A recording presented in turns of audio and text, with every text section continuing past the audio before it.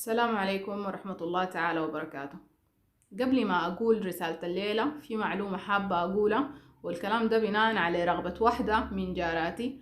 قبل يومين كنا بنتونس، فقامت قالت واحدة من الكلمات اللي نحن مشهورين بها كنساء سودانيات وبنقولها بكثر، يعني فاللي هو ناسكر علي وسجمي ووبع علي والكلمات دي. فقامت قالت واحدة من الكلمات دي، فقمت قلت لها الكلمة دي حرام. يعني كان زمان شيختنا في الجامع ادتنا كان محاضرة عن الكلمات دي، وعن انها يعني ممكن تسبب اذى للانسان في حياته وفي يعني في رزقه وفي حاجات كثيرة، لانه فيها شرك بالله، فممكن انه تؤدي به للكفر يعني وهو ما عارف. فقامت قالت لي ما عارفه. قلت لها كر يعني شنو؟ قالت لي ما عارفه. فقلت لها بأنه كر دي هي آلهة فرعونية، كر وواو وسجمي وديل كلهم آلهة فرعونية. وقلت لها امشي ابحثي في جوجل وبتلقي كلامي ده صح. وحتى يعني في جوجل في ويكيبيديا، المعلومة دي ما نازلة في صفحات ساي، في ويكيبيديا في اللهجات الغير عربية، اللهجات السودانية، مكتوب انه معاني الاله كر والاله ووب وكمية من الكلمات اللي احنا بنقولها ولا نلقي بها بال، زي ما الرسول صلى الله عليه وسلم إن العبد ليتكلم بالكلمة لا يرى بها بأسا يهوي بها في النار 70 خريفا، أو فيما معنى الحديث. فالواحد يكون ما منتبه لكلمات هو بقولها، ودي طبيعة حاله بقولها، يعني من سمع أماته وسمع حبوبته وسمع الناس كلها وجايران وكل الناس بيقولوها، وهو بقولها من غير ما يتمعن فيها أنه معناها شنو.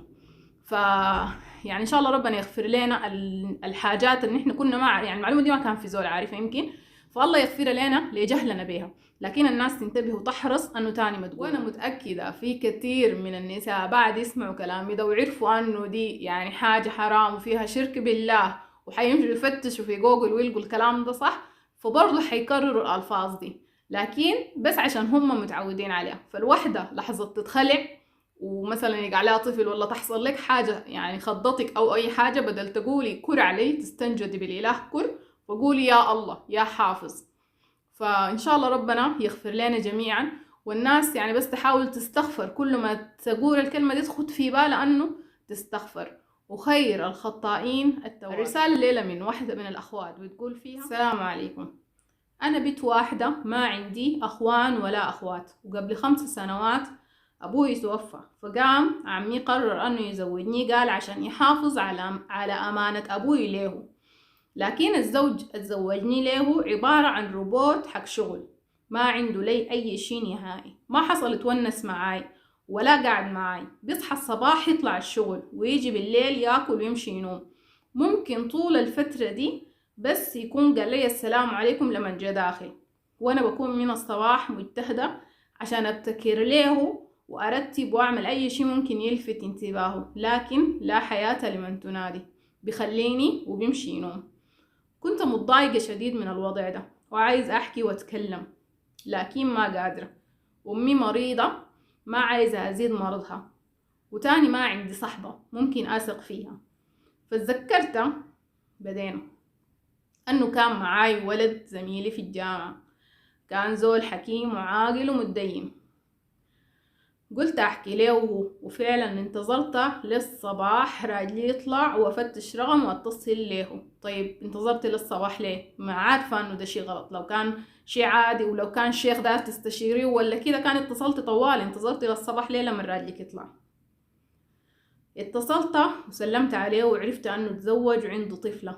المهم بديت احكي له وهو في شغله مشغول، بيستأذن يقول لي دقايق برجع لك، وفعلا بيرجع ونتكلم بعدها فترات طويلة. حكيت له أي شي وارتحت جدا، وهو كان بيواسيني أنه دي قسمتي ولازم أصبر. طيب في والخير. لكن الاتصال بيننا ما انتهى بنصيحته وفضفضتي، ما هسه قلنا فيه الخير. لا حول ولا قوة إلا بالله. بقى يتصل علي بشكل يومي وسألني راجلك بيطلع 200، ووريته زمن طلعته ورجعته، مش انت قلتي متدين؟ واتفقنا إذا حصل طارئ وبقى راجلي قاعد لأي سبب أعمل أنه النمرة غلط وأقفل، وأنه هو ما حيزعل مني لأنه ما عايز يسبب لي مشاكل أكتر من كده. استمر التواصل البيننا ده لسنة كاملة، لا حول ولا قوة إلا بالله. بقيت ما بقدر أكمل يومي لو هو ما اتصل وهو نفس الشيء وبقى يقول لي انت حقتي واو واو واو واو، مهم كلام ما حقوله، وانا كنت فرحانة بكلامه ده لاني محرومة منه. المهم يوم حلمت بابوي وشه محروق وبقول لي انا عملت لك شنو عشان تعملي فيني كده. صحيت مرعوبة وبكيت اني خذلت ابوي وثقته فيني، وعرفت انه لازم اقطع علاقتي بزميلي ده. وفعلا يومها ما رديت عليه ولا على اتصالاته وقفلت تلفوني وكنت ببكي طول اليوم. الحمد لله ربنا هداك، ان شاء الله ربنا يثبتك. تاني يوم قلت هرد عليه، ما ثبتي طوالي. تاني يوم قلت أرد عليه وأحسن الموضوع، وفعلا حكيت له وقال لي ده ما عنده علاقة بعلاقتنا، ده بكون من العذاب اللي انت عايشة فيه. لأول مرة ما أقتنع بكلامه وقفلت منه. مش انت قلتي متدين؟ التدين ده كيف؟ أنا حسيت أني زي العايشة بين السماء والأرض، لدرجة زوجي لاحظ وسألني لأول مرة في حياته انت مالك؟ قلت له ما في شي. سكت وما تكلم تاني. ندمت واستغفرت وبقيت اليوم كله في الصلاة والقرآن عشان أحاول أكفر من غلطي. الحمد لله، اللهم لك الحمد، الله يثبتك يا أختي. مشكلتي أنه زميلي ما عايز يخليني في حالي ولسه بيتصل بشكل يومي، ما عارفة أعمل شنو وخايفة أضعف وأتجاوب معاه تاني. أنا ندمانة عشان كده ما مستحملة كلام كعب. ردي علي برفق لو سمحتي. أول حاجة كسري تلفونك، بيعي تلفونك، ما تدي لنفسك فرصة أنه تخليه يرجع عليك ولا تعرفي أصلا أنه هو قاعد يتصل عليك يومي ولا لا. الحمد لله يا أختي أنه ربنا سترك، ربنا سترك سنة كاملة، وربنا رسل ليكي أبوكي في رؤية برهان ليكي عشان يمنعك من الغلط. وراجلك والله فيه خير، لأنه ربنا يعني حفظك وسترك وما كسر له خاطره.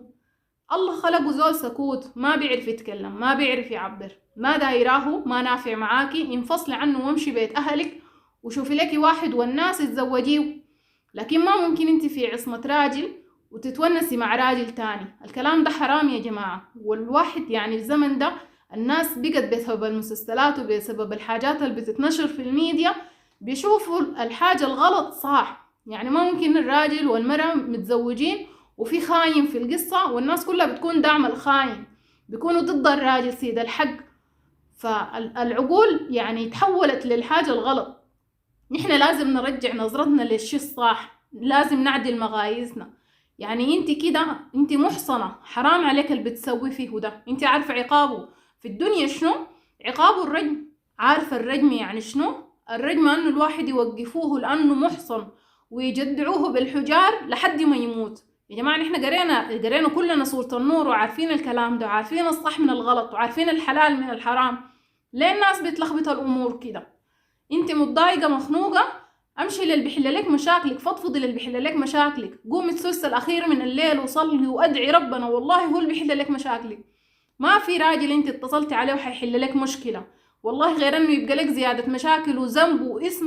يعني الكلام ده غلط بكل المغاير. انت عايزاني اتكلم معاكي برفق في موضوع قدر ده؟ ما ينفع الكلام برفق، لازم تسمعي كلام اللي ببكيكي.